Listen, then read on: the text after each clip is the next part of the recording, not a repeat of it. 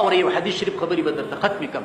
حضرت عایشه رضی الله عنها فرمایي زه چې دا حدیث کله ووینم ګورم بیهقي امام بیهقي صاحب په خپل کتاب مدخل کې راخیستي دي د الله په ذات بیا باور وکړي چې د انسان د بدن دغه ویښته داسې شخ شخ درېږي.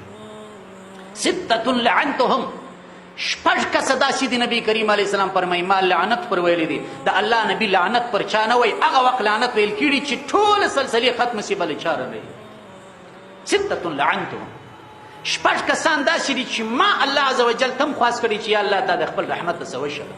ولعنهم الله شپږ کسان په ټولنه کې داسې دي چې الله هم لعنت پر کړی دي. اوس نو ګوره پر چا چې الله لعنت وکړي نبي په سر کې لعنت پر کوي. وکل نبي یجاب هر نبي چې شرع وکړي هر نبي چې دعا وکړي هغه قبلیږي.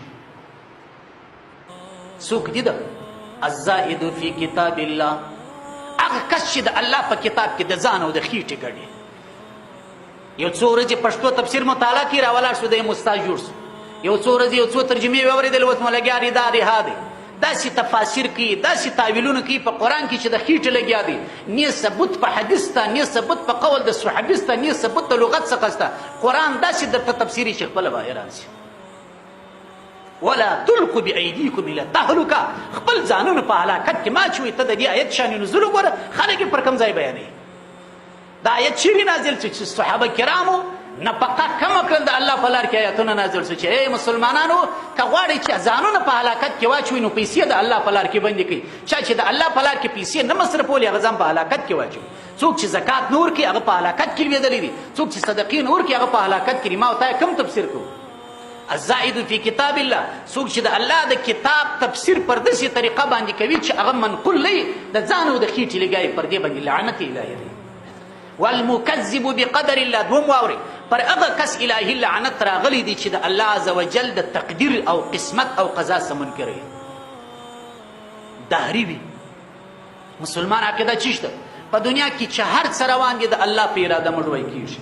خیر و شر د الله له طرفه دی. البته دا ادب دی چې موږ د شر نسبت الله ته نه کوو. امنت بالله شریف خو وګوره په امنت بالله کې څه راغلي والقدر خیره و شره من الله تعالی والبعث بعد الموت. خیر و شر ګر د الله له طرفه دی. چا که دغه عقیده نه درلودې چې خیر و شر د الله له طرفه نه دی قسمت و قضا او تقدیر نشته پر دې کس نبي کریم علیه السلام لعنت کړی دی.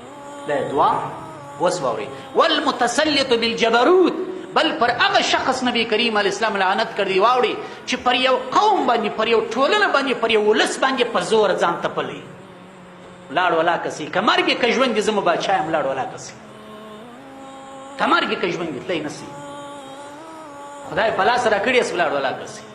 والمتسلط بالجبروت داسې حاکم داسې مقتدر داسې د اقتدار خاوند چې پر یو قوم رعیت یې په زوره ځان تپلی ولې د چیش دپاره یعز من ازله الله په ټولنه کې چې کوم رذیل انسانان دي د عزتونه ورکړل ویذل من اعزه الله په ټولنه کې چې کوم عزتمن خلک دي د مځکې ووایي. که پر اسلامي ټولنه پر یو اسلامي ملک باندې داسې شخص د واګو خاوندو او د چارو خاوندو چې د عزتمن خلک بې عزته کړل رذیل و ذلیل خلک یې رامخته کړل پر داسې کس د الله لعنت دی د الله د رسول لعنت دی. دغه دین که دغه حدیث څوک واوري بیا به پناه غواړي پناه غواړي. ابو ذر غفاري رضی الله عنه رسول الله ته راغی چې یا رسول الله پلانکی صحابي ولسوال دی پلانکی صحابي والي سو پلانکی صحابي قومندان دی یا رسول الله ما تم یو شی راکړه. ابو ذر غفاري دغه صفات اوس نبی کریم علیه السلام صاحب فرمایي یا ابا ذر انک ضعیف یا ابا ذر انک ضعیف. ای ابو ذر منصب مغواړه چوکۍ مغواړه ریاست مغواړه مدیریت مغواړه انک ضعیف وانها امانه دغه چوکۍ چې د امانت دی وانها یوم القیامت ندامت وخزیانه دغه چوکۍ چې دا به د قیامت ورځ پښیماني او رسوایي وي. چا چې چوکۍ کړې ده چا چې منصب کړی ده پښیمانه چې الله دا څه معامله ده دا څه حسابونه په ما پسې دي دا څه کتابونه په ما پسې دي. پر داسې شخص هم لعنت الهي دی. واورئ څو کسان سول والمستحل لحرم الله څلرم کس واورئ پر هغه کس د الله لعنت راغلی دی چې د حرم شریف بې عزتي کوي جنګ کوي په حرم کې غلا کوي په حرم کې بد نظری کوي په حرم کې په دوه شانو کې. ما د ټول د حدیث شریف چې زه ګورم ما ته توابګاه مخ ته راسي. په دوه شانو کې موږ په ساوي زموږ اجان صاحبان دی واوري دوه شان نن موږ په حرم شریف کې لرو. الحمدلله جنگ مونږ نه کړی، جنگ هم نه کوو، جنگ پر چش کې په حرم شریف کې عربو نن داسې تا ته اوضاع جوړه کړې چې د جنگ موقع نه راځي. جنگ نشته ان شاء الله په حرم شریف. دوه شان چې زموږ حجان په ساو دي او زم در سره په ساویم هغه چشتي بد نظری داسې ښځو ته ګوري و غیر محرم ښځو ته د طواف په دوران کې کتل و غیر محرم ښځو ته د صفا او مروه په دوران کې کتل. دا د الله عزوجل د حرم نه شکرې ده، د بې حرمتي ده. یو شی په دې کې موږ مبتلا یو. بل شی چې نن ناسور راغلی دی هغه چشتي پیغمبرداري دی.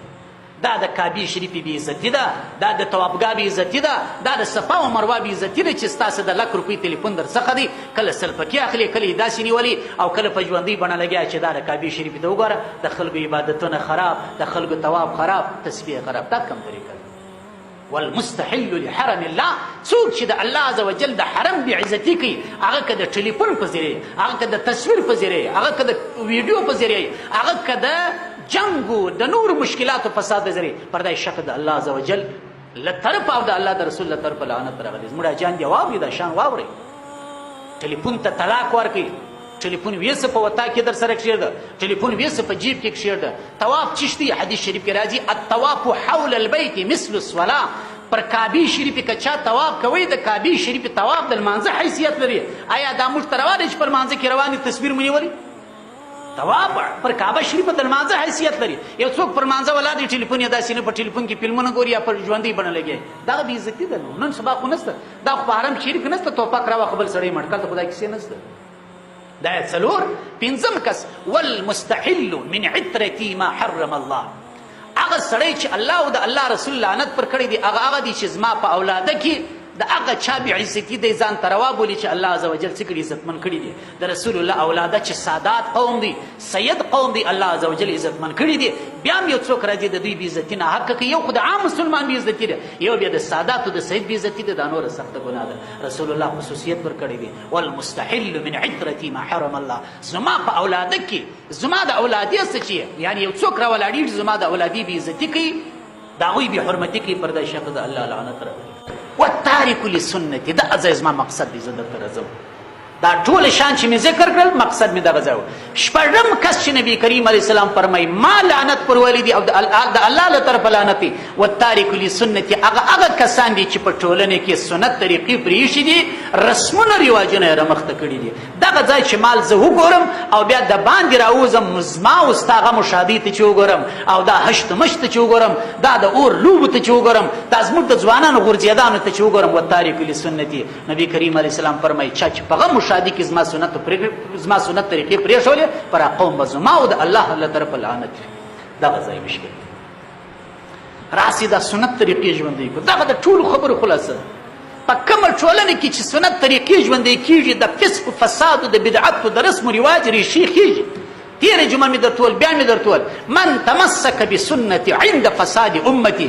چې کله امت د فساد دور ته ولاړی رسمونه غالب شول، رواجونه غالب شول، یو سنت که چا ژوندی کوي د 100 شهیدانو اجر به الله ورکوي.